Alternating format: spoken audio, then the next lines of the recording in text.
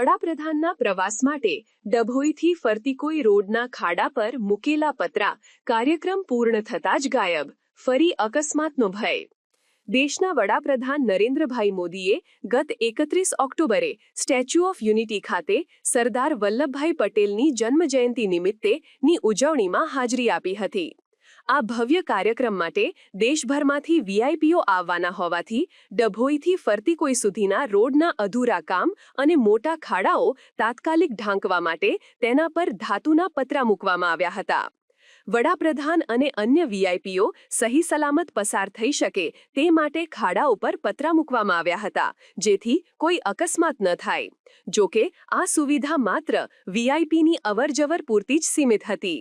31 ઓક્ટોબરનો કાર્યક્રમ પૂર્ણ થયાના થોડા દિવસોમાં જ આ તમામ પતરા રોડ પરથી ગાયબ થઈ ગયા છે।